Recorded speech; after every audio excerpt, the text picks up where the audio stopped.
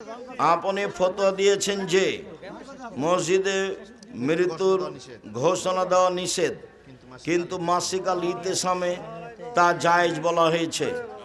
মাসিকাল ইতেসামে জায়েজ বলা হবে না, হয় ভুল প্রেসে বের হয়েছে আর না হলে দেখতে ভুল হয়েছে, ঘোষণা দেওয়া না জায়েজ।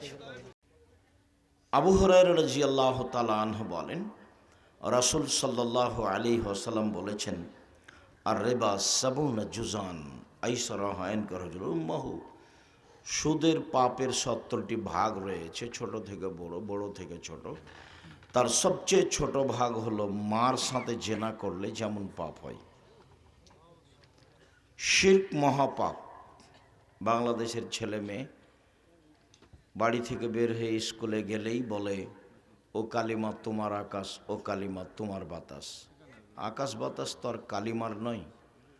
বাংলাদেশের ছেলে মেয়ের জন্মসূত্রেই শিরক, মানে মরার পরে জান্নাতের পথ তেমন আশা করা যায় না। ভারত, বাংলাদেশ, পাকিস্তানে, বিশেষভাবে বাংলাদেশে শিরকের বন্যা।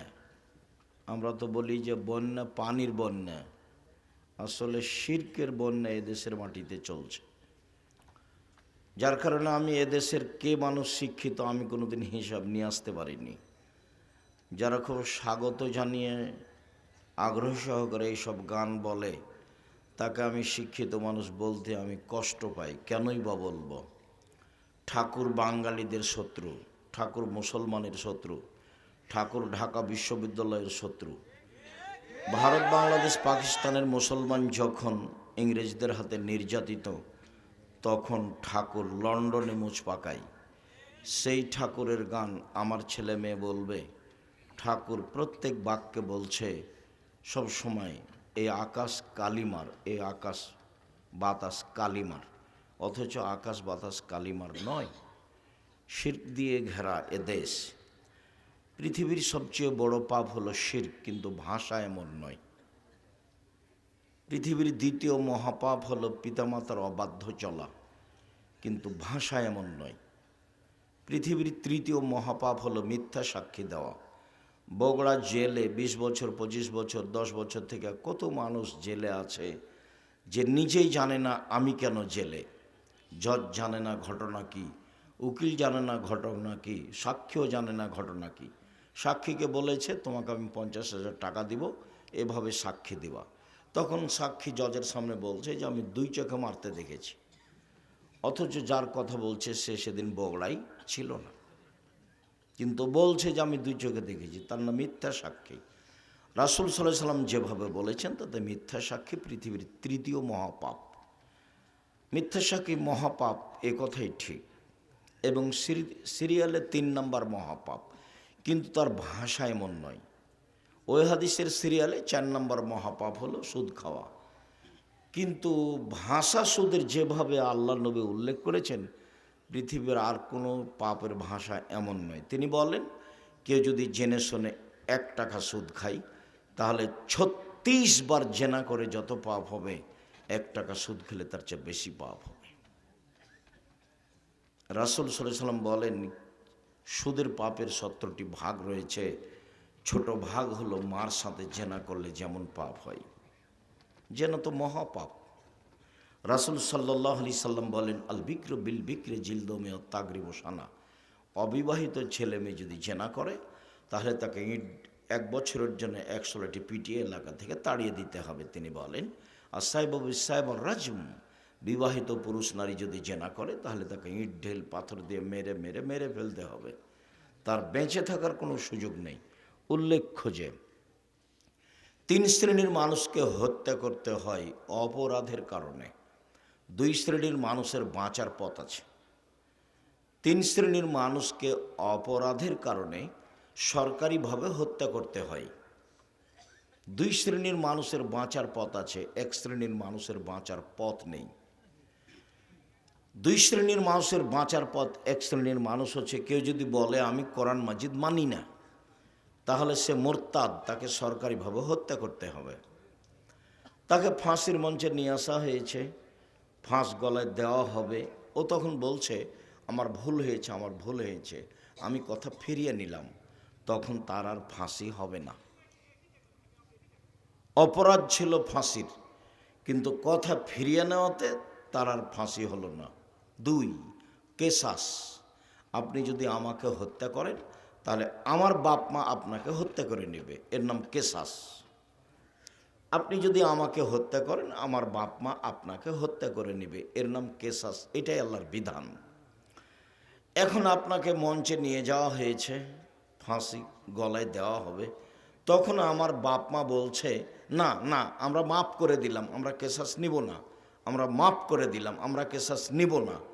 তাহলে তাকে ফাঁসির মঞ্চ থেকে নামিয়ে নিতে হবে, তার ফাঁসি হবে না। 2, বিবাহ করার পরে যদি কেউ জেনায় লিপ্ত হয়, এই ছেলে কথা বলো কেন? আর যে কথা বলছে কি বোকা মানুষ নাকি? তোমরা তাকে ওইদিকে নিয়ে যাও।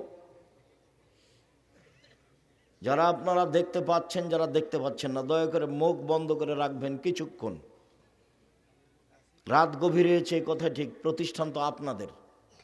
এখানে কি কেউ এতে থেকে রংপুর থেকে লোক আসছে, কেউ কে এসেছে চট্টগ্রাম থেকে? এলাকারই লোক, প্রতিষ্ঠান আপনাদের। ধৈর্যের পরিচয় দিতে হবে। ধৈর্য কি? ধৈর্য কি ঘোড়ার ডিম নাকি? আর আপনাকে আমি কষ্ট দেবে এই জন্য আসিনি। আর আমি যখন কথা বলবো তখন আপনি কিছু প্রয়োজনীয় কাজ করবেন, এটা তো আমি ঘৃণা করি। আমি আপনার জন্য এসেছি। আর কেউ কথা বলবেন না, আমি কারো কথা শুনতে চাই না। মোবাইলে কথা বলবেন না, এখন কোনো প্রয়োজনীয় কথা বলবেন না। আপনার কথার তো আমার কাছে 5 পয়সা দাম নাই, তা আপনার আমি কথা বলার সুযোগ দেবো কেন? আমি তো আপনার কথা শুনতে আসিনি। আর আপনি গল্প করবেন, আমি শুনবো, এই জন্য আমি আসিনি।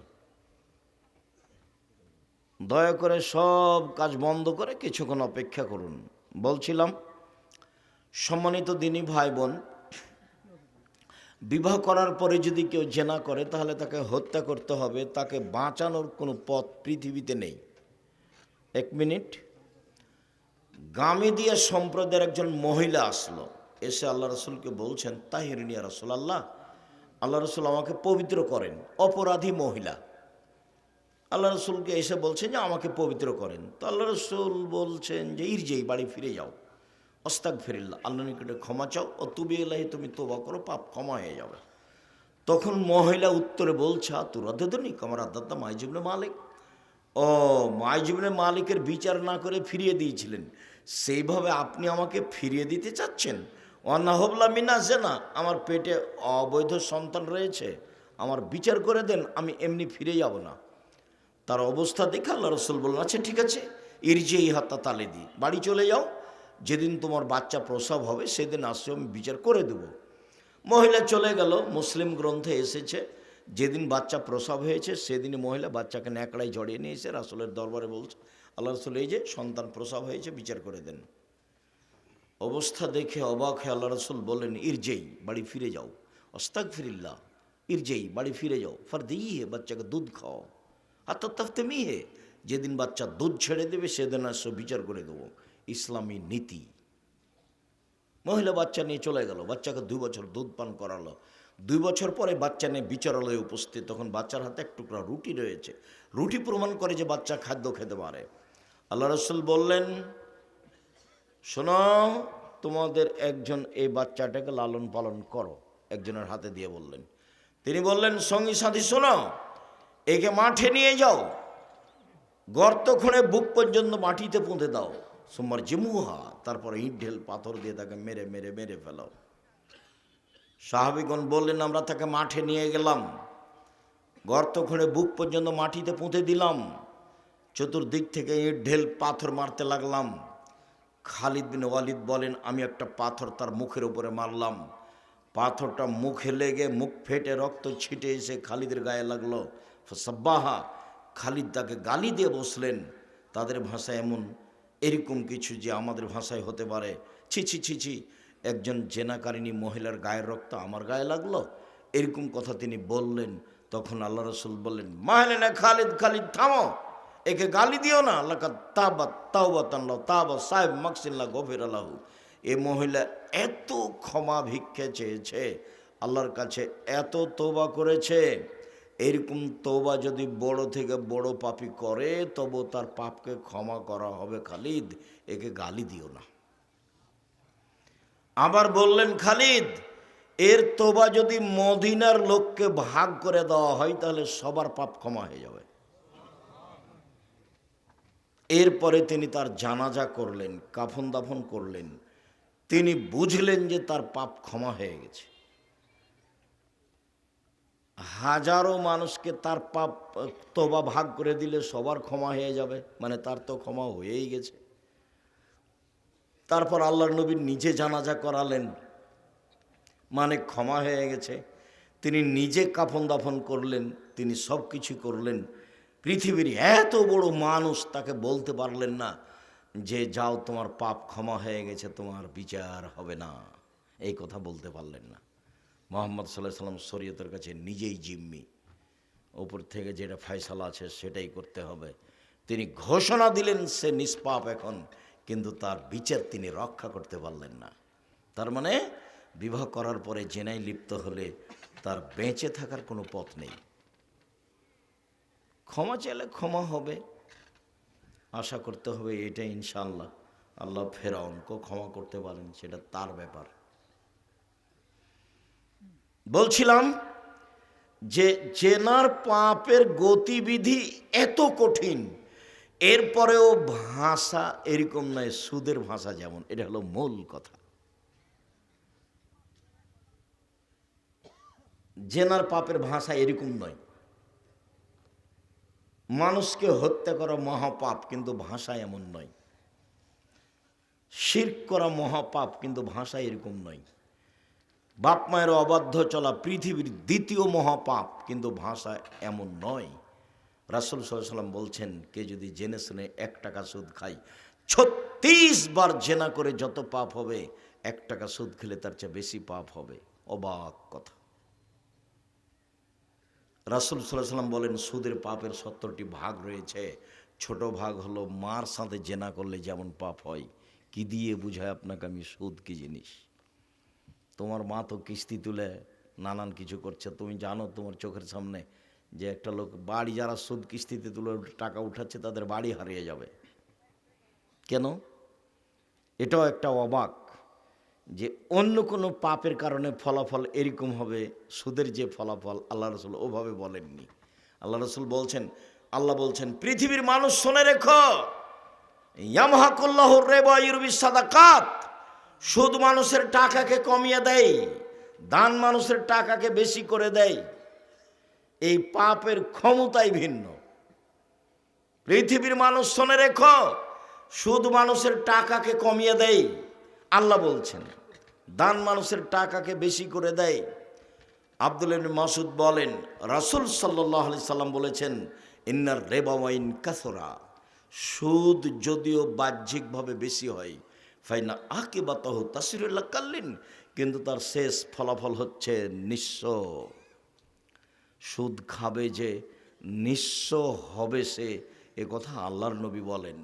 সুদ খাবে যে তার টাকা কমে যাবে, এ কথা আল্লাহ তাআলা বলেন। আর আমি আব্দুর রাজ্জাক বিন ইউসুফ দুইটার সমন্বয়ে বলেছি, সুদ খাবে যে তাকে একদিন না একদিন ভিক্ষা করতেই হবে, নিশ্চিত ভিক্ষা করে খেতে হবে। সে নিজে খাবে, না হলে তার ছেলে মেয়ে খাবে, কেউ না কেউ খাবে, এই টাকা থাকবে না। সাধারণত সুদ খেলে দেশের টাকা 2-1 ধনী মানুষের কাছে চলে যায়, বাকি লোক নিঃস্ব হয়ে যায়। সাধারণত সুদ খেলে পৃথিবীর 2-1 দেশে টাকা চলে যায়, বাকি দেশগুলি দেউলিয়া হয়ে যায়। এটা তো আল্লাহর বিধান, হতেই হবে। বহু পরিবার আপনাদের চোখের সামনে কিস্তি তুলে কি কি করছিল, দেখুন বাড়িটা নিয়ে নিয়েছে ব্যাংকওয়ালা, ও এখন রাস্তায় নেমে গেছে, বাড়িটাই নেই। আপনাদের চোখের সামনে আছে কিনা আমি আমার বাসার সামনে দেখেছি, বাড়িটাই নেই। কিস্তিতে টাকা উঠিয়েছিল, এখন আর ও বাড়িটাই নেই, গেছে সব। তা আল্লাহ বলছে। আরেকটা জরুরি কথা যে আল্লাহ তাআলা বলছেন, ওয়াহাল্লাল্লাহুল বাই'a ওয়া হাররামার রিবা, আল্লাহ সুদকে হারাম করলেন আর ক্রয় বিক্রয় ব্যবসাকে হালাল করলেন। পাশাপাশি দুইটা এমন কেন? আল্লাহ তাআলা বলেন, পৃথিবীর মানুষ শুনে রেখো, সুদ চিরদিনের জন্য হারাম। আল্লাহ তাআলা বললেন, পৃথিবীর মানুষ শুনে রেখো, ব্যবসা চিরদিনের জন্য হালাল, সুদ হারাম, ব্যবসা হালাল। পাশাপাশি রহস্য কি? ওই সময় এক শ্রেণীর মানুষ বলতো সুদেও টাকা বাড়ে, ব্যবসাতেও টাকা বাড়ে, তা একটা জায়েজ একটা না জায়েজ কেন? দুটাই জায়েজ হবে। সুদ খেলেও টাকা বাড়ে, ব্যবসা করলেও টাকা বাড়ে, তো দুটাই জায়েজ হবে, তো একটা হারাম একটা হালাল কেন? আমি এক ধরনের বলতাম, কিন্তু আবদুল্লাহর বক্তব্য একদিন শুনছিলাম আমি, যখন ও লন্ডন থেকে আসলো, তখন আমি বুঝলাম যে ওহো, সুদের ঘটনা তো তাই। আমি তো কোনো দিন ধরতে পারিনি এটা, আমি তো অনুবাদ করি এবং বলি। রহস্য হলো এই যে টাকার জন্ম হয়েছে বিনিময়ে ব্যবহারের জন্য। আল্লাহ মুদ্রাকে সৃষ্টি করেছেন বিনিময়ে ব্যবহার করার জন্য। আমি এই টিস্যু বক্সটা নিয়েছি, বিনিময়ে 30 টাকা দিয়েছি, তো আমার টাকাটা এইটার বিনিময়ে ব্যবহার হলো। আমি 10 কেজি চাউল কিনেছি, বিনিময়ে আমি রিয়াল দিয়েছি। আমি 20 কেজি গম কিনেছি, বিনিময়ে আমি ডলার দিয়েছি। তাহলে বিনিময়ে ব্যবহার হওয়ার জন্য কিসের জন্ম হয়েছে? টাকার, মুদ্রার। তো এখন যদি কেউ টাকা দিয়েই টাকা নেয়, তাহলে কি বিনিময় হলো? তো যেই জিনিসটা হুবাহু কম বেশ হয়, কমবেশ হয়, এর নাম সুদ, তার নাম জুলুম। যখন মানুষ টাকা দিয়ে টাকা নেবে, তখন টাকার উপরে জুলুম করা হবে। আল্লাহ টাকাকে যে জন্য সৃষ্টি করেছেন, তখন আর সেই মানে টাকা থাকতে পারলো না, তখন ওই লোকটা টাকার উপরে জুলুম করলো। আর যার উপরে জুলুম করা হবে সে থাকতে পারে না, সে একদিন যাবেই। আমাদের বিএনপির সভাপতির চেয়ারম্যান, দায়িত্বশীল মানুষ, এখানে এসেছেন, আপনারা যদি তাকে সম্মান না করে এমনি কোথাও বসতে দেন নিচে, তাহলে মনে করবে যে আমাকে তো সম্মান করলো না। তখন ধীরে ধীরে উনি কী করবেন? চলে যাবেন, কেটে পড়বেন। কেননা তিনি বুঝতে পারছেন যে আমাকে অপমান করা হচ্ছে। টাকা যখন বুঝতে পারবে টাকা যে আমাকে অপমান করা হলো, তখন টাকা আর সেখানে থাকবে না। খুব ভালোভাবে মনে রাখতে হবে, টাকার জন্ম হয়েছে কিসের কারণে? বিনিময়ে ব্যবহারের জন্য। বোঝা যায় না কথা মনে হয়। টাকার জন্ম কেন হয়েছে? বিনিময় ব্যবহারের জন্য। এইটা দিয়ে আরেকটা নিতে হবে, এইটা দিয়ে আরেকটা নিতে হবে। যখন আপনি টাকা দিয়ে টাকা নেবেন, তখন কি আল্লাহ তাকে যে জন্য সৃষ্টি করেছেন সেটা কি হলো? সেটা হলো না, তখন ও আর থাকতে পারবে না, তখন একদিন না একদিন চলে যাবে। তাই আল্লাহ বলছেন ইয়ামহাকুল্লাহুর রিবা, সুদ মানুষের টাকাকে কমিয়ে দেয়, দান মানুষের টাকাকে বেশি করে দেয়। আল্লাহ রসুল বলছেন পৃথিবীর মানুষ শুনে রেখো, যদিও সুদ বাহ্যিকভাবে বাড়ে, কিন্তু তার শেষ পরিণতি হচ্ছে নিঃস্ব। আমি শতদিন বলেছি যে কোরআন এবং হাদিসের সমন্বয়ে ফলাফল হলো যে যারা সুদ খায় তাকে একদিন না একদিন ভিক্ষা করে খেতে হবে, সে মাঠে নেমে যাবে, কোনো পথ থাকবে না। কোটি কোটি টাকা লোন নিয়ে ব্যবসা করতে হবে না এইভাবে। উপার্জনের পথ 4টে। 1, দিনমজুরি, সন্ধ্যায় টাকা শেষ, ঝামেলাও শেষ। 2, চাকরি, 25 দিনে টাকা শেষ হয় সাধারণত, 5 দিন ধার কর্জ করে চলে। ব্যতিক্রম চাকরি আছে, কিন্তু সাধারণত চাকরির টাকা শেষ হয় কয়দিনে? 25 দিনে। 3, জমি চাষ, সমান সমান না হয় লস, এই হলো জমি চাষের ফল। 4, ব্যবসা। তখন আল্লাহ রসুল বললেন আত্তাজির আস-সাদুক আল আমিন এখনো ইয়ামাল কিয়ামা মা শুহাদা সিদ্দিকুন আল আম্বিয়া, সত্যবাদী বিশ্বস্ত ব্যবসায়ীরা বিচার মাঠে নবীগণের সাথে জান্নাতে থাকবেন। দিয়ে আবার কেমন কথা, এটাও তো অবাক। কেমন অবাক শোনেন। একজন সাহাবী রাসূল সাল্লাল্লাহু আলাইহি সাল্লামের কাছে রাতে ওজুর পানি আর মেশক নিয়ে গেছেন। উনি বলছেন যে ফাতিতু বিওয়াজুইন ওয়া হাজাতিহি, তার অজুর পানি এবং তার প্রয়োজনীয় জিনিস মেশাক কিছু আমি নিয়ে গেলাম। তিনি এটা দেখে এত খুশি হলেন, খুশি হয়ে আমাকে বলছেন, সালমা শেতা, আমি তোমার কাজে খুব খুশি হয়েছি, চাও যা চাইবার চাও। মালিকেরা অধীনস্থ লোককে এভাবে বলে খুব খুশি হলে। যখন একটা ছোট কর্মচারী, আহমদ জি উপস্থিত, আহমদ জি উপস্থিত, বলার সাথে সাথে দৌড়িয়েছে উপস্থিত। আর একটা কর্মচারী, খালেদ নেই, খালেদ নেই, খালেদ নেই। কিছুক্ষণ পরে এসে বলছে, স্যার ডাকছিলেন আমাকে? বলছে, তোর হবে না রে, তুই যা। তো মোহাম্মদ সাল্লাল্লাহু আলাইহি সাল্লাম তার অধীনস্থ লোকটার প্রতি খুশি হয়েছেন, খুশি হয়ে বলছেন, সালমা শেতা, তোমার যা ইচ্ছা চাও, আমি খুব খুশি হয়েছি তোমার এই কাজে। তখন সাহাবী বলছেন, আস আলোকা মোরা ফাকাতাকা ফিল জান্নাহ, আপনার সাথে জান্নাতে থাকতে চাই। তা আল্লাহ রাসূল বুঝতে পারেননি যে এই কথা বলবে। আল্লাহ রাসূল তার গায়েবের খবর জানেন না। মৌলানা সাহেব এসে নাই আপনাদের সামনে এমন বক্তব্য দিলেন, বক্তব্যতে বললেন যে কে বলছে হাত তুলে দোয়া করা যাবে না? কত হাদিস আছে, বই পুস্তক খুলে দেখালেন।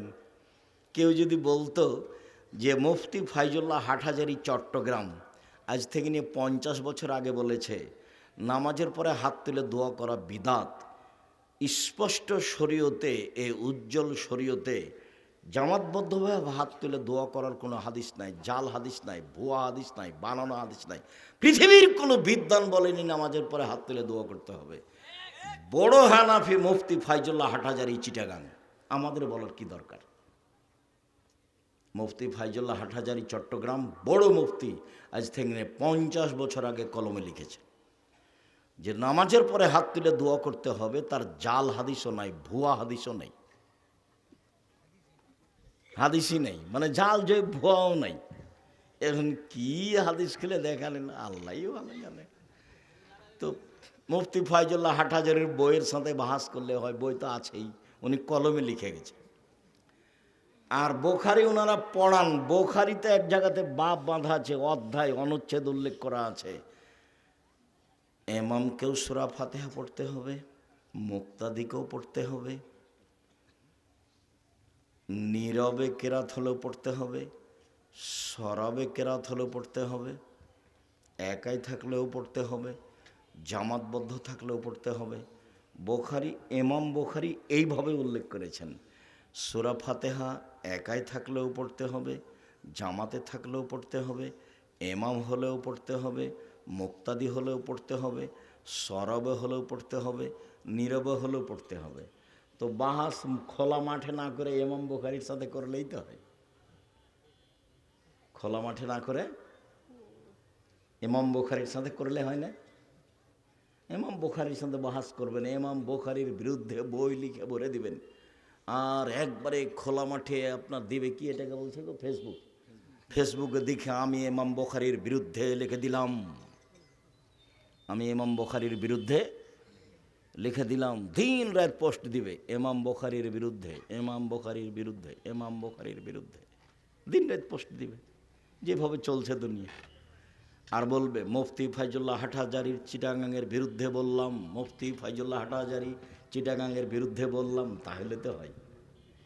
আল্লাহর নবী গায়েবের খবর জানতেন না, এটাই চূড়ান্ত। আল্লাহর নবী গায়েবের খবর জানতেন না, এটাই চূড়ান্ত। সাহাবী কি বলবে রাসূলের জানা ছিল না? আল্লাহ রাসূল আমভাবে বলে দিয়েছেন, তোমার যা ইচ্ছা তাই চাও। তখন সাহাবী বলেছেন, আপনার সাথে জান্নাতে থাকতে চাই। তখন আল্লাহ রাসূল বলছেন, আওয়া গায়রে জালেক, না না না না না না, এটা নয়, এটা নয়, এটা নয়, অন্য কিছু চাও। কেন? যেভাবে বলেছেন সেভাবে উত্তর দিন, ঠিক আছে জান্নাতে নিয়ে থাকবো। তার মানে ও তো কি বলবে রাসূলের জানা ছিল না, এমন দাবি জানিয়েছে যেটা আল্লাহ রাসূল জানতেন না। দেখলেন যে ওহো, এ দাবি তো আমি পূরণ করতে পারবো না। তখন আল্লাহ রাসূল বলছেন, আওয়া গায়রা দালেক, না এটা নয়, এটা নয়, অন্য কিছু চাও। তখন সাহাবী বলছেন, হোয়া যাকা, ওটাই চাই, ওটাই চাই। তখন আল্লাহ রাসূল বলছেন যে আইন্নী আলা নাফসিক বিকাসরাতিস সুজুদ, তুমি একটু বেশি বেশি তাহাজ্জুদ পড়ে আমাকে সাহায্য করো। মুহাম্মদ সাল্লাল্লাহু আলাইহি ওয়াসাল্লাম বলছেন, আমাকে সাহায্য করো বেশি তাহাজ্জুদ পড়ে, আমি তোমাকে জান্নাতে নিয়ে পাশে থাকার চেষ্টা করব। আর এখন আল্লাহ রসুল বলছেন সত্যবাদী বিশ্বস্ত ব্যবসায়ীরা নবীর সাথে জান্নাতে থাকবেন। বহু বচন বলেছেন নবীগণের সাথে, সিদ্দিক সোহদাদের সাথে। ব্যবসা কি জিনিস? অবাক কথা। ব্যবসা কি জিনিস? যদিও আল্লাহ রসুল বলেছেন কেউ যদি দুইটা মেয়ের লালন পালন করে, দুইটা মেয়ে দুইটা বেটি, তাহলে আমি মোহাম্মদ সাল্লাল্লাহু আলাইহি সাল্লাম আর সে লোক জান্নাতে এইভাবে থাকবো, পিতা আর আমি। তখন আঙ্গুল দুটো জমা করে দেখালেন এইভাবে। তার মানে একসাথে লেগে থাকবো সেই পিতা যেই পিতা দুইটা মেয়ের লালন পালন করে। তো আমরা তো আর বুঝতে পারিনি লালন পালন কি কি জিনিস। তখন আল্লাহ রসুল বললেন পৃথিবীর মানুষ শোনো, পিতার লালন পালন মানে হলো এক, আল্লাহ মাহুন্না মেয়েকে বিদ্যা শিখিয়ে দিল। দুই, আদ্দাবাহুন্না মেয়েকে শিষ্টাচার শিখিয়ে দিল। তিন, আহসানা ইলাইহিন্না মেয়ের সাথে ভালো আচরণ করলো। চার, জাওয়াজাহুন্না মেয়ের বিবাহ শাদী দিয়ে দিল। সেই পিতা আর নবী একসাথে এভাবে থাকবেন। তো মেয়েকে বিদ্যা শিখিয়ে দিল, ভালো কথা। শিষ্টাচার শিখিয়ে দিল। বাপে তো জানে না শিষ্টাচার কাকে বলে। তোমরাই বলো, বহু মহিলা এখানে এসেছে, কালকে সকালে উঠে ভ্যানিটি ব্যাগ নিয়ে আর চিকন বোরকা পরে বাজারে চলে যাবে। এইটাই কি শিষ্টাচার? তুমি মহিলা মানুষ, তুমি বলো, আপনি বলেন। আপনি তো এখানে এসেছেন বোরকা পরে, ফ্যাশন বোরকা পরে আছেন কেন? শরম হয় না আপনার? হায়া হয় না? লজ্জা হয় না কেন আপনার? ভ্যানিটি ব্যাগ নিয়ে সকালে উঠে বাজার যান কেন? বাজার কেন যাবেন? আপনার দেওর মরে গেছে, দেবর মরে গেছে, ভাসুর মরে গেছে, স্বামী মরে গেছে, শ্বশুর নেই, বাপ নেই, বোনের ছেলে নেই, ভাইয়ের ছেলে নেই, আপনি বাজারে যান কেন? কেন যাবেন? কই আমরা তো বাজার ভাবি না, তারপরে তো আমরা বেঁচে আছি। আপনি কেন যাবেন বাজারে? শরম হয় না কেন? শিষ্টাচার কাকে বলে? এই ছেলে, শিষ্টাচার কাকে বলে? তোমার বাপ তোমাকে কি শিষ্টাচার শিখিয়েছে?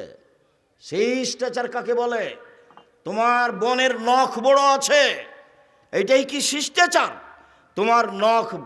তোমার বোন নখে নেইল পালিশ দিয়েছে। ইহুদি খ্রিস্টানদের পতিতালয়ের মেয়েদের বৈশিষ্ট্য হচ্ছে নখে নেইল পালিশ দেওয়া। ইহুদি খ্রিস্টানদের পতিতালয়ের মেয়েদের বৈশিষ্ট্য হচ্ছে নখে নেইল পালিশ দেওয়া।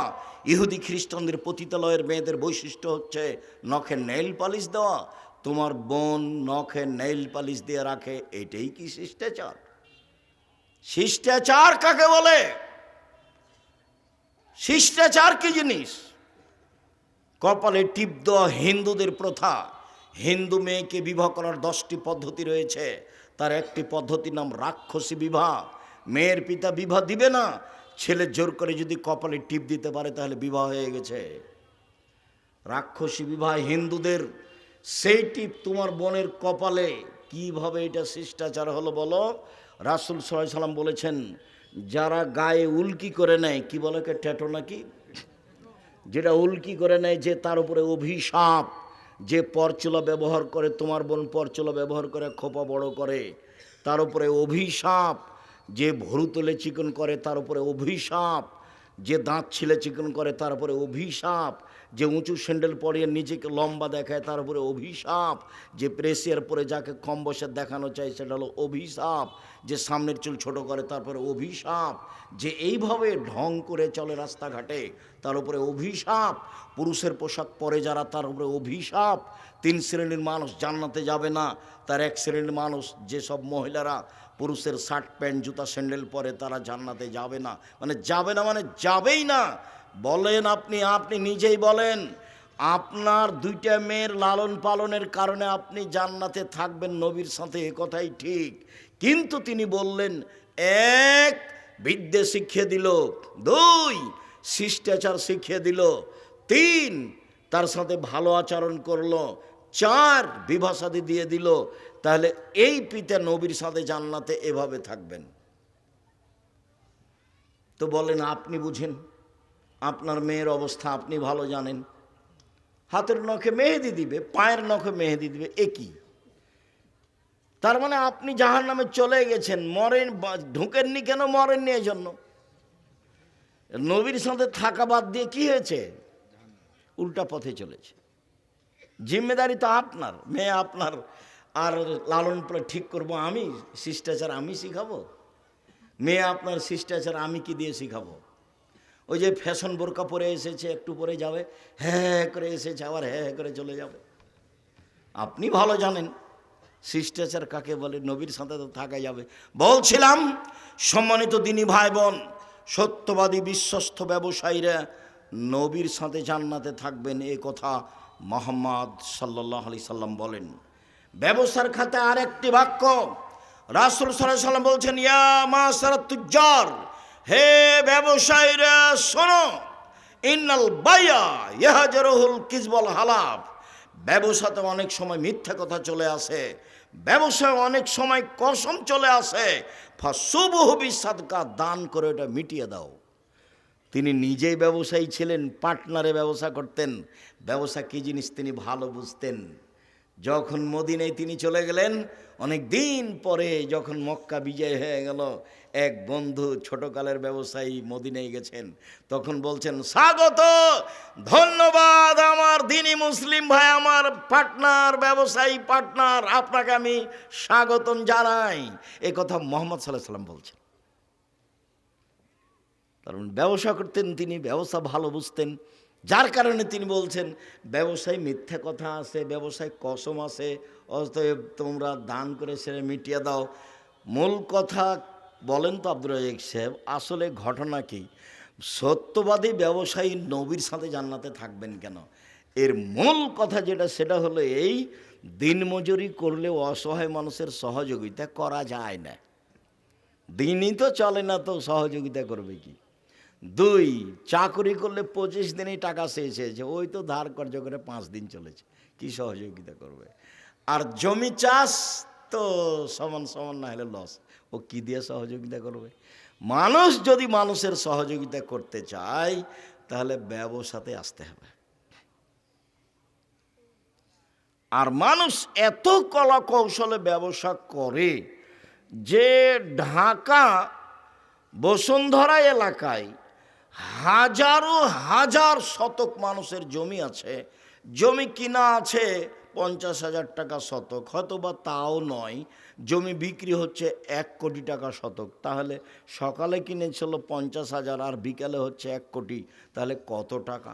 তারপরে দেখবেন টিস্যু বসুন্ধরা, মরিচের গুঁড়া বসুন্ধরা, আটা বসুন্ধরা, সোয়াবিন বসুন্ধরা। তার মানে ব্যবসার কত পথ ঘেরা আছে, হয় সেই চকুস আর না হলে অধীনস্থ লোক চকুস। ব্যবসা কাকে বলে? ঘুমের ঘরে ব্যবসা করতে হবে, ঘুমের ঘরে এত টাকা, কোটি টাকা, কোটি টাকা, টাকা কোথায় রে? ব্যবসাকে ভালোবেসে ব্যবসা করতে হবে, আর বলতে হবে নিজেকে অসহায় মানুষের পাশে দাঁড়ানোর জন্য ব্যবসা করছি, সরকারকে উঠানো বসানোর জন্য নয়। কার পাশে দাঁড়াবো? সেই জন্য অসহায় মানুষের পাশে দাঁড়াবো, সেই জন্য ব্যবসা করছি। ব্যবসা দিয়ে জান্নাত কিনে নিব, টাকা দিয়ে জান্নাত কিনবো। আরে 5 ওয়াক্ত সালাত আদায় করলে জান্নাত পাওয়া যায়, কিনা যায় না। হজ করলে জান্নাত পাওয়া যায়, কিনা যায় না। উমরা করলে জান্নাত পাওয়া যায়, কিনা যায় না। রামজান রোজা থাকলে, সিয়াম থাকলে জান্নাত পাওয়া যায়, কিনা যায় না। তাসবিহ তাহলিল জিকির আজকার করলে জান্নাত পাওয়া যায়, কিনা যায় না। দান করলে জান্নাত কিনা যায়। আল্লাহ বলছেন, পৃথিবীর মানুষ, তোমার টাকা এবং জানের বিনিময়ে জান্নাত আমি বিক্রি করে দিলাম, তৈরি করেছি, আমি বিক্রি করলাম তোমার কাছে। আল্লাহ বলছেন এ কথা। তা আপনি যে জান্নাত কিনবেন তো টাকা লাগবে না? একজন লোক এসে বলছে, আল্লাহ রাসূল, আমার আব্বা মারা গেছেন, জমি জায়গা অর্থ সম্পদ ছেড়ে গেছেন, কোনো কিছু ওসিয়ত করেননি, আমি যদি আমার আব্বার নামে দান করি তাহলে আমার আব্বার পাপ মিটে যাবে কি? আল্লাহ রাসূল বলেন, হ্যাঁ, তোমার বাপের পাপ মিটে যাবে। তখন তিনি বললেন না ছোট, তখন তিনি বললেন না বড়, তুমি দান করলে তোমার বাপের নামে তোমার বাপের পাপ মিটে যাবে, এটাই চূড়ান্ত হাদিস, বুখারী মুসলিম। হজ করে আপনি আপনার বাপের কিছু করতে পারবেন না, উমরা করে আপনি আপনার পিতার কিছুই করতে পারবেন না। আপনি রমজান মাসে সিয়াম থেকে রোজা থেকে আপনার পিতার কিছুই করতে পারবেন না। আপনি আপনার এই জাকাত দিয়ে আপনার পিতার আপনি কিছুই করতে পারবেন না। তাসবিহ তাহলিল জিকির আজকার করে আপনার পিতার আপনি কিছুই করতে পারবেন না। এত বড় গুরুত্বপূর্ণ বিরল ইবাদত সালাত নামাজ, এরপরে আপনি আপনার বাপের কিছুই করতে পারবেন না। আপনি দান করেন, আপনার বাপের কবরের শাস্তি বন্ধ হয়ে যাবে। এক ভিন্ন ইবাদত, অবাক ইবাদত পৃথিবীতে দান। তো টাকাই নাই, আপনি দান করবেন কি দিয়ে? এই জন্য এবার আপনি বুঝতে পেরেছেন কি যে সত্যবাদী বিশ্বস্ত ব্যবসায়ী নবীর সাথে থাকবেন কেন? তারা অসহায় মানুষের পাশে দাঁড়াতে পারে সেই জন্য। এটা জামিয়া সালাফিয়ার এখন মুআদালাযুক্ত জামিয়া সালাফিয়ার সাথে সম্পৃক্ত প্রতিষ্ঠান। একে আপনাকে মন দিয়ে ভালোবাসতে হবে। জামিয়া সালাফিয়ায় প্রায় 5,000-এর বেশি ছেলে মেয়ে আছে, 300 জন শিক্ষক শিক্ষিকা আছে, 40 লক্ষ টাকা মাসে বেতন লাগে। 40 লক্ষ, প্রায় সব জমি কিনা। রাজশাহীতে যেটা আছে সেটা প্রায় 50 বিঘা জমির ওপরে। রাজশাহীতে যেটা মহিলাদের আছে সেটা প্রায় 60 থেকে 70 বিঘা জমির ওপরে। রূপগঞ্জ নারায়ণগঞ্জ পূর্বাচলে যেটা আছে সেটা প্রায় 100 বিঘা জমির ওপরে, প্রায় সবই কিনা। তো টাকা কোথায় পাওয়া যায়? বগুড়ার লোকে দেয়। এলে কই আব্দুল আজিজ, আমি তো কোনো দিন দিইনি। কেউ দেয়। জামিয়া সালাফে বিত্তশালী দিয়ে চলে না, সরকারি পয়সা দিয়ে চলে না, বৈদেশিক কোনো সংস্থা দিয়ে চলে না, কোনো নির্ধারিত ব্যক্তি দিয়ে জামিয়া সালাফে চলে না। জামিয়া সালাফে আপনার আমার 10 জনের কম সম সাধারণ দান দিয়ে চলে, তার নাম জামিয়া সালাফিয়া। এদেশের শিরক মুক্ত প্রতিষ্ঠান জামিয়া সালাফিয়া, বিদাত মুক্ত প্রতিষ্ঠান জামিয়া সালাফিয়া, দলমুক্ত প্রতিষ্ঠান জামিয়া সালাফিয়া, সংগঠন মুক্ত প্রতিষ্ঠান জামিয়া সালাফিয়া, হিংসা মুক্ত প্রতিষ্ঠান জামিয়া সালাফিয়া। জামিয়া সালাফিয়ার সাথে যত প্রতিষ্ঠান জড়িত হবে সবকে দলমুক্ত হতে হবে, সংগঠন মুক্ত হতে হবে, শিরক মুক্ত হতে হবে, বিদাত মুক্ত হতে হবে এবং হিংসা মুক্ত হতে হবে। মাথাটা ফ্রি খালি রাখতে হবে। কারো প্রতি ভালোবাসা বেশি আর কারো প্রতি ভালোবাসা কম, এটা রাখা হবে না। যার উপরে ভালোবাসা কম আছে আপনি তো তার জন্য বদনাম করবেন তাহলে তো আপনি জাহান্নামে চলেই গেছেন। জেনা মহাপাপ এ কথা ঠিক, সুদ মহাপাপ এ কথা ঠিক। যদি আপনি রাতে উঠে বলেন যে সুদ লেনদেন বন্ধ করলাম।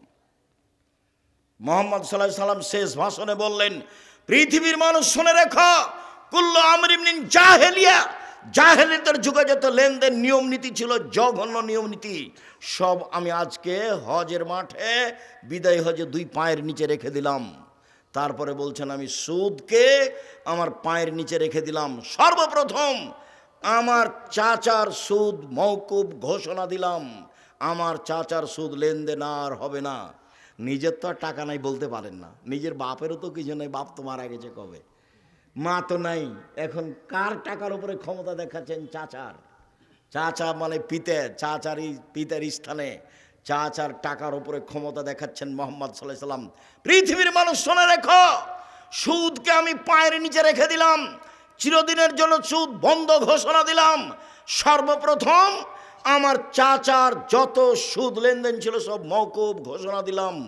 আমার চাচার সুদ নিয়ে আর কোনোদিন কিয়ামত পর্যন্ত কোনো কথা হবে না। আজকে যদি বলেন যে সুদ লেনদেন সব বন্ধ করলাম, আল্লাহ তুমি মাফ করো, সব পাপ ক্ষমা হয়ে যাবে ইনশাআল্লাহ।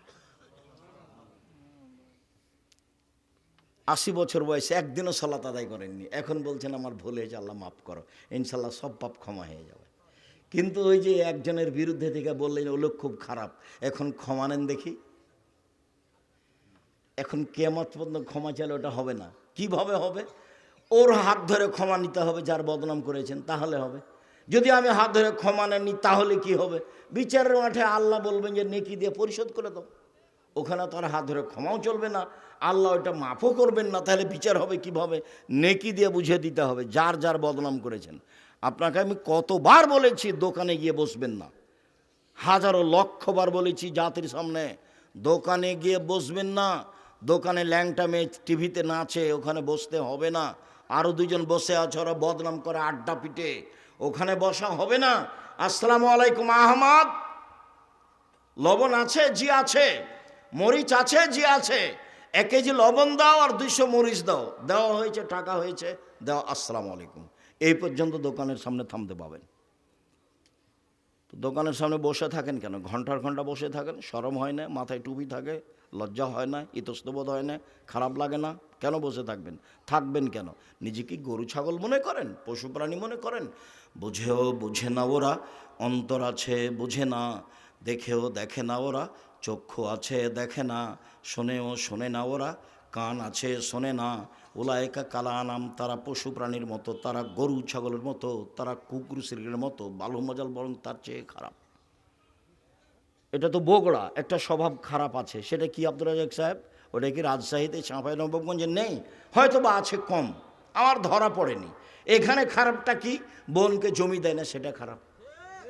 বোন জমি চাইলে নাকি অপরাধ? তো বলে যা যা, বের হয়ে বাড়ি থেকে যা।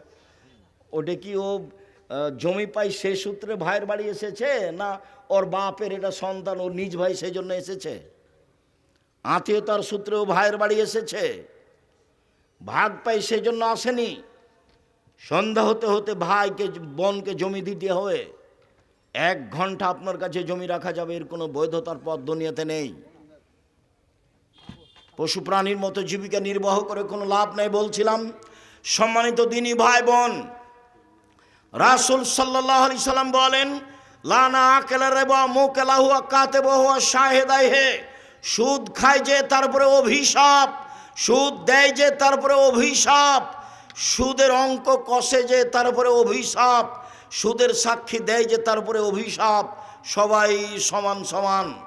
রাসূল সাল্লাল্লাহু আলাইহি সাল্লাম বলেন, সুদ খায় যে তারপরে অভিশাপ, সুদ দেয় যে তারপরে অভিশাপ, শরীরে উল্কি করে যে তার উপরে অভিশাপ, দাঁত ছিলে চিকন করে যে তার উপরে অভিশাপ, পরচুলা ব্যবহার করে যে তার উপরে অভিশাপ, ছবি অঙ্কন করে যে তার উপরে অভিশাপ। শুনুন সম্মানিত দিনী ভাই বোন, রাসূল সাল্লাল্লাহু আলাইহি সাল্লাম চিরদিনের জন্য সুদকে হারাম করেছেন। একজন সাহাবী খায়বার এলাকা থেকে খুব দামি খেজুর নিয়েছেন, তার নাম তামার বার্নি। আল্লাহ রাসূলের সামনে নিয়ে আসতে আল্লাহ রাসূল বলছেন, খায়বারের সব খেজুরি কি এমন? তখন বলছেন বেলাল, আল্লাহর নবী, আমাদের কাছে ছিল তামারুন রাদিউ, দুর্বল কীট খেজুর, মানে যেগুলো ফেলে দিতে হবে এরকম খেজুর ছিল। আমরা 2 কেজি দিয়ে 1 কেজি নিয়েছি, 2 সা দিয়ে 1 সা নিয়েছি। তখন আল্লাহ রাসূল বলছেন, ওহ, এটাই তো সুদ, এটাই তো সুদ, এটাই তো প্রকৃত সুদ, যেটা হুবাহু বেশি হয়। ধানে ধান সমান সমান চলে, জবে জব সমান সমান চলে, গমে গম সমান সমান চলে, লবণে লবণ সমান সমান চলে, কিন্তু যখন কমবেশ হয় তখনই হয় সুদ। এই জন্য টাকা যদি কমবেশ হয় তখনই হয় সুদ। সম্মানিত দিনী ভাই বোন, রাসূল সাল্লাল্লাহু আলাইহি সাল্লাম এক লম্বা হাদিসের আলোচনায় এক পর্যায়ে বললেন, একটা লোক রক্তের নদীর মাঝামাঝিতে পড়ে আছে, একটা লোক পাশে দাঁড়িয়ে আছে, তার হাতে একটা পাথর রয়েছে। ভিতরের লোকটা যতবার নদী থেকে উঠার চেষ্টা করছে, নদীতে পানি নেই, শুধু রক্ত, রক্তের নদীতে লোকটা পড়ে আছে। যতবার উঠার চেষ্টা করে, পাশ থেকে তার মুখের উপরে পাথর মেরে তাকে নদীর মাঝামাঝিতে করে দেওয়া হয়। এক পর্যায়ে আল্লাহ রাসূল যখন বললেন দুইজনকে, বলো তো তোমরা এসব কি ঘটনা? তখন আল্লাহ রাসূল বললেন, ওই যে লোকটা রক্তের নদীতে পড়েছিল সে লোকটা হচ্ছে সুদখোর। যতদিন পর্যন্ত বিচার না হবে ততদিন পর্যন্ত তাকে রক্তের নদীতে ফেলে রাখা হয়েছে, তাকে পাথর থেকে পাশ থেকে পাথর মেরে তার মুখ কানকে ভেঙে চৌচির করা হবে। আরও অবাক যে কোনো পাপীকে বিচারের শেষ দিন পর্যন্ত রক্তের নদীতে ফেলে রাখা হবে না। সে জেনা হোক, সেটা চুরি হোক, সেটা ডাকাতি হোক, সেটা নামাজ ছেড়ে দেওয়া হোক, সেটা মানুষকে হত্যা করা হোক, সেটা যেটাই হোক না কেন, সুদখোর ছাড়া বিচারের দিন পর্যন্ত, মরার পর থেকে রক্তের নদীতে কাউকে ফেলে রাখা হবে না, সুদখোর ব্যতীত। কথা কি বোঝা যায়? যেদিন মরেছে সেদিন থেকে রক্তের নদীতে ফেলে দেওয়া হবে। যতবার উঠার চেষ্টা করবে ততবার পাশ থেকে পাথর মেরে তার মুখকে ভেঙে চৌচির করে দেওয়া হবে, তার নাম সুদ। খবরদার লোন নিয়ে ব্যবসা করতে যাবেন না। লোন নিয়ে ব্যবসা করেছেন, আপনার তো জানা যাই হবে না, জানা যাই বাতিল। মওলানা সাহেব করে দিচ্ছে, এখন মওলানা সাহেব করে দিচ্ছে তার কি করা যাবে? লোন, ব্যাংকে চাকরি করে, 50 লক্ষ টাকা লোন নিয়েছে, 5 তলা একটা বাড়ি করেছে, লিফটে উঠে আর নামে, বউ খুশি, ছেলে মেয়েও খুশি। এখন ওর বাপ মারা গেছে, তো মক্তবের মসজিদের ইমাম যে ইমামতি করে দিয়েছে, বাস সমস্যা শেষ। এখন আল্লাহ রসুল বলছেন, এই শোনো, এই লাশের ঋণ আছে নাকি? জি। কেউ পরিশোধ করবে? কেউ দাঁড়ালো না। তখন বললেন যে থাকো, আমি গেলাম, যার ঋণ আছে তার জানাজা নেই, জানাজাই নেই, তার নাম ঋণ। আল্লাহ রসুল সালাম ফিরার পূর্বে বলতেন, আল্লাহুম্মা আউযু বিকা মিনাল মা'সি ওয়াল মাগরাম, আল্লাহ তোমার কাছে বাঁচতে চাই ঋণ কর্জ হতে, তোমার কাছে বাঁচতে চাই বড় পাপ হতে, তোমার কাছে বাঁচতে চাই ঋণ কর্জ হতে, তোমার কাছে বাঁচতে চাই বড় পাপ হতে, তোমার কাছে বাঁচতে চাই ঋণ কর্জ হতে, তোমার কাছে বাঁচতে চাই বড় পাপ হতে। হারামের যত পথ রয়েছে উপার্জন হিসাবে, সুদ তার সবচেয়ে বড়।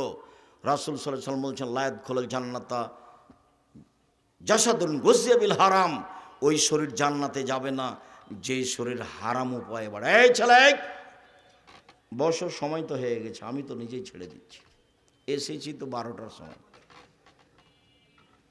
রাসূল সাল্লাল্লাহু আলাইহি ওয়াসাল্লাম বলেন, লা ইয়াদখুলুল জান্নাতা লাহামুন নাবাতা মিনাস সুহতে, হারাম উপায়ে যে শরীর বাড়ে সেই শরীর জান্নাতে যাবে না। কুল্লু লাহমিন নাবাতা মিনাস সুহতে কানাতিন নার আওলা বিহি, যেই শরীর হারাম উপায়ে বড়েছে তার জন্য জাহান্নামে যথেষ্ট। ছেলে মেয়ে বাপ বেটা সব জাহান্নামে যাবে হারামের কারণে। আল্লাহ রসুল বলছেন, যে হার উপার্জন করে তার তার কাপড় হারাম, তার খাওয়া হারাম, তার পোশাক হারাম, তার জীবিকা নির্বাহ হারাম, তার দোয়া কি করে কবুল হতে পারে? দিন রাত দোয়া করলেও কবুল হবে না, সব বন্ধ হয়ে গেছে। অল্প পয়সা উপার্জন করেন বৈধ। আমি বলিনি চকলেটের ব্যবসা করতে হবে, মানে আমি বলেছি চকলেট বিক্রি করে খাও, তার মানে কি এটাই করে খাও? মানে চকলেট দিয়ে বলেছি সবচেয়ে কম পয়সার ব্যবসা করো। বুঝাতে পারলাম না কথা? চকলেটের ব্যবসা করতে বলেছি মানে কি? সবচেয়ে কম পয়সার ব্যবসা করেন, তাহলে তো লোন নেওয়া লাগবে না। ধনী হতে 30 বছর সময় লাগবে, 35 বছর সময় লাগবে। একদিনই কলিকাতায় হিরোইন কিনলেন, ঢাকায় বিক্রি করলেন, কোটি টাকার মালিক হলেন, তার নাম ব্যবসা? ব্যবসা এটা নয়। কলা থেকে শুরু করতে হবে, চকলেট থেকে শুরু করতে হবে, জুতা স্যান্ডেল রাস্তায় বিক্রি করে মাঠে আসতে হবে, তারপরে বিত্তশালী হওয়ার জন্য এটা সময় লাগবে। সম্মানিত দিনী ভাই বোন,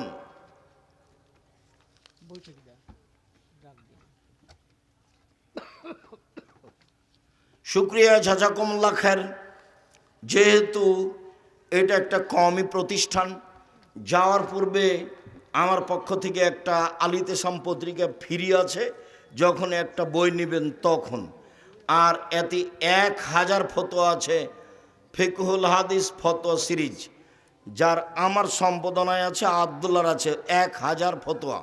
যাওয়ার পূর্বে সবাই বৈঠকে দান করে যাবেন। ঈদের মাঠে যেভাবে দিতেন, এখন যে কিভাবে হয় আমার তো জানা নাই। আমি আপনাদের জন্য আন্তরিকভাবে দোয়া করি। 10 টাকা হোক, 50 টাকা হোক, 500 টাকা হোক, সবাই